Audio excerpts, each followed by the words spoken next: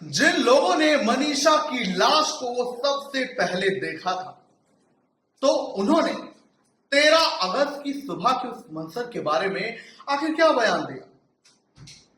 कुत्तों का वह झुंड आखिर मनीषा के शव के साथ क्या कर रहा था, उस वक्त हो क्या रहा था, और मनीषा की लाश वाकई में वहां पर 2 दिन से पड़ी हुई थी या लाई गई थी। सवाल अब भी गहराया हुआ है, मगर अब जो बयान है 2 चश्मदीदों के, ये कुछ तो बता रहे हैं, कुछ तो समझा रहे हैं, वो आप भी समझेंगे। नमस्कार, आप देख रहे हैं लिखित हाट, मैं हूं आपके साथ ओम पाटिल। तो 11 अगस्त को लापता हुई मनीषा की लाश 13 अगस्त को गांव सिंघानी के खेतों में मिलती है। ये खेत वो प्ले स्कूल है जहां पर मनीषा पढ़ाती थी, उसे 1.5 किलोमीटर की दूरी पर बताए गए हैं। अब होता क्या है 13 अगस्त को, वो अब आप जानेंगे। तो इस कहानी को बयां करने के लिए कि आखिर 13 अगस्त की सुबह को हुआ क्या था, मनीषा के शव के साथ कुत्तों का झुंड क्या कर रहा था, ये बता रहे हैं 2 शख्स जिनके नाम है सत्यपाल और ईश्वर। ईश्वर उस खेत के हिस्सेदार हैं जिस खेत में मनीषा की लाश मिली, और सत्यपाल वो है जो इस खेत में काम करते हैं और बकरी वगैरह भी चराते हैं। सत्यपाल बताते हैं कि वो जब सुबह 6:30 बजे आए खेत का दौरा करने, तो उन्होंने देखा कि यहाँ पर कुत्तों का झुंड था। ये 7 से 8 कुत्ते थे और ये मनीषा की लाश के पास थे। ऐसा लग रहा है पहली नजर में कि इंसानी लाश नहीं बल्कि बकरी या फिर किसी और जानवर की लाश है जिस पर ये घात लगाए बैठे थे, झुंड बनाए बैठे थे। इसी बीच खेत के जो हिस्सेदार हैं ईश्वर, वो भी आ जाते हैं। वो स्प्रे करने आए थे और जब वो कुत्तों के झुंड को देखते हैं तो उन्हें लगता है कि जो सत्यपाल है इसने अपने बकरी के बच्चे को यहाँ फेंक दिया है, मर गया था और उसे ही कुत्ते नोचने में लगे हैं। तो वो सत्यपाल को फटकारता है, कहता है कि तुझे कई बार कहा है कि यहाँ अपने बकरी के बच्चे ना फेंका कर, तो तूने क्यों फेंके।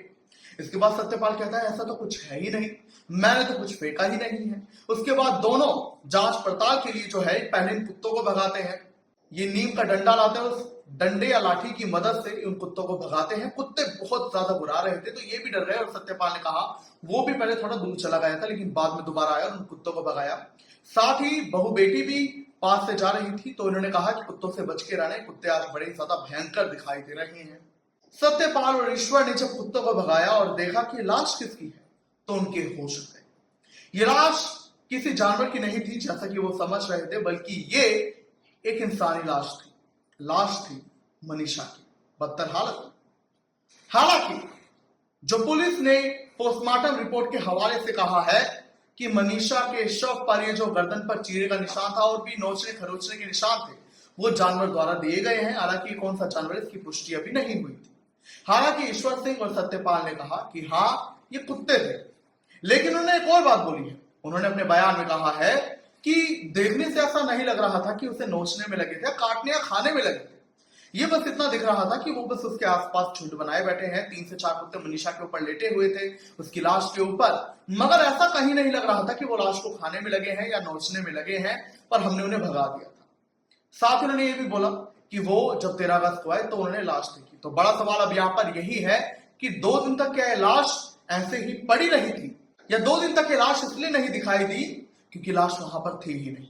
ये 2 सवाल अभी गहराए हुए हैं क्योंकि इसका जवाब किसी के पास अभी नहीं है। हालांकि पुलिस ये भी कह रही है कि जहां पर मनीषा का शव मिला यानी कि गांव सिंघानी में, तो वहां से 1.5 किलोमीटर से जो है आगे नहर है और उसी नहर का एक जो कच्चा रास्ता है वहां पर 100 मीटर अंदर जाकर मनीषा की लाश मिली और 1.5 किलोमीटर आगे गांव सिवानी का रास्ता जाता है। तो क्योंकि कच्चे रास्ते के अंदर 100 मीटर अंदर मनीषा की लाश मिली, तो शायद इस वजह से किसी को दिखाई ना दी उसकी लाश, और वहां पर आवाजाही भी कम है।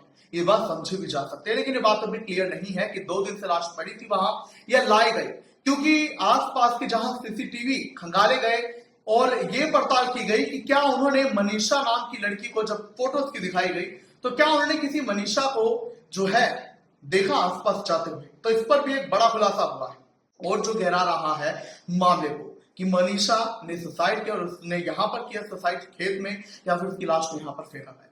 क्योंकि आपको बता दें कि जब पुलिस ने पड़ताल की कि क्या मनीषा 11 अगस्त को यहां पर आई थी आत्महत्या करने के लिए या किसी भी वजह से, तो गांव के लोग जो हैं और जो वहां आसपास रहने वाले लोग हैं उन्होंने कहा नहीं, हमने ऐसी लड़की को नहीं देखा था।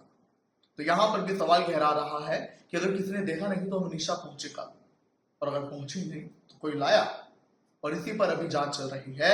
लेकिन जो कुत्तों की नोचने वाली थ्योरी है, इस पर ये जो चश्मदीद है वो कह रहे हैं कि हमने तो ऐसा कुछ देखा नहीं, लेकिन पुलिस की जांच जो है वो चल रही है और सीबीआई के पास ये केस जा चुका है।